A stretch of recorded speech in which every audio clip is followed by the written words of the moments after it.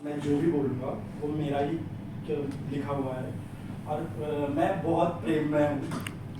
तो हाँ, मैं प्रेम के बारे में ही लिखता हूँ और मैं एक नज़रिए से अपने प्रेम को परिभाषित करता हूँ। तो मैं हर बार अपने प्रेम को एक नए तरीके से दिखाने की कोशिश करता हूँ अपनी कविताओं के ज़रिए। तो आज मैं आप सभी के समक्ष वही कविताएं रखूँगा। तो मैं 2 कविताएं सुनाऊँगा, अगर आपका मन होगा तो मैं एक तीसरी भी सुना सकता हूँ, पर आप बता सकते हैं 2 के बाद। तो पहली कविता है आयुष्मान भव। तो मैं शुरू करता हूँ।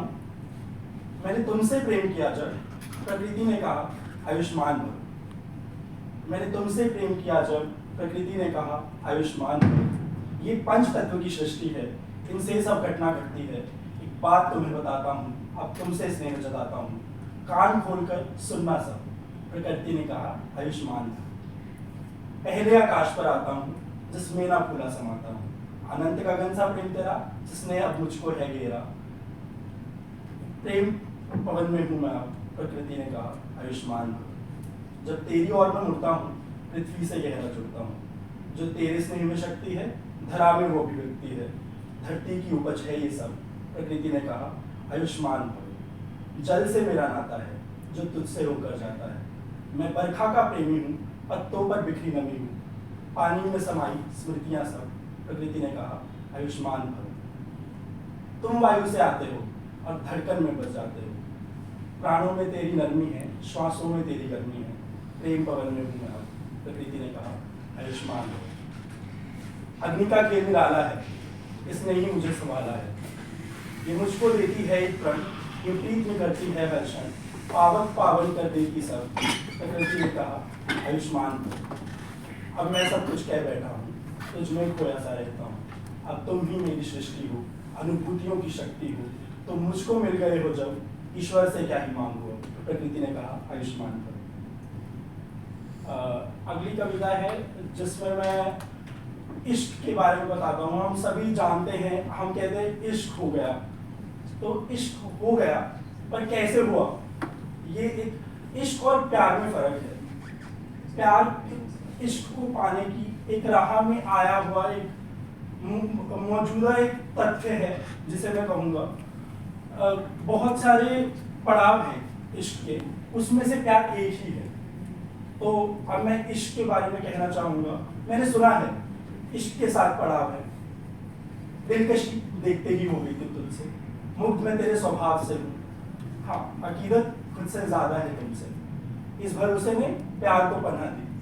मैं तुम्हारी इबादत करने लगा और देखते ही देखते तुम जुनून बन गए मेरा। अब इंतजार है तो बस मौत का, जब मैं तुझ में समा जाऊंगा। धन्यवाद।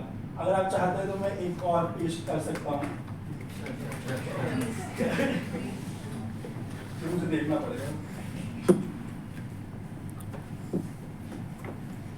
अगर हम किसी से मिले और हम सोचने लगे हैं हम इश्क की राह पर हैं उसके साथ, तो और हमें मिले हुए बहुत समय कहाँ हुआ है किसी से, तो जब 1 महीना हो गया है हमें उस इंसान से मिले हुए और हम देखने लगे हैं कि मैं इसके साथ इश्क की राह पर चल सकता हूँ, पर हम जानते नहीं हैं कि उसके मन में हमारे लिए क्या भाव है।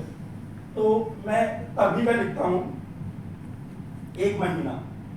वैसे तो 1 ही महीना हुआ है हमें मिले हुए, पर मुझे ये नज़दीकी बहुत गहरी लगती है। और लगे भी क्यों ना, ये सिर्फ 1 महीना थोड़े था, ये वो 21 दिन थे जिनमें मैंने रोज कृष्ण से सिर्फ तुम्हें मांगा। इन दिनों में कुछ 744 घंटे रहे जिसमें हर घंटे तुझे एक नजर पर देखने की चाहत रखी है मैंने। उस हर एक मिनट ने तेरे लिए मेरी उन्स को बढ़ाया और गुजरते हर उस पल ने मेरे इस प्यार पर भरोसे को मजबूत किया। लोगों ने इस दौरान कई दफा पूछा मुझसे किसे याद करते हो। मैंने भी कह दिया था उनसे कि याद तो तब करूंगा जब भुला पाऊं। कई बार चाहा है खुद से कि हाँ कह दूं तुम्हें, क्या मेरे साथ चलना पसंद करोगे एक अनंत सफर पर जहां हमारे इश्क की कोई हद ना हो। रास्ता लंबा होगा तो क्या साथ निभाओगे? मैं वादे नहीं चाहता, पर क्या मेरा भरोसा निभाओगे? इश्क होगा पर गलतियां और नाराजगी भी, क्या इन्हें सह पाओगे? क्या मेरी कहानी में अपना किरदार ईमानदारी से निभाओगे? पर आखिरकार यही सोचकर रुक जाता हूँ कहने से कि तुम ये ना कह दो कि 1 महीना ही तो हुआ है हमें मिले हुए। धन्यवाद।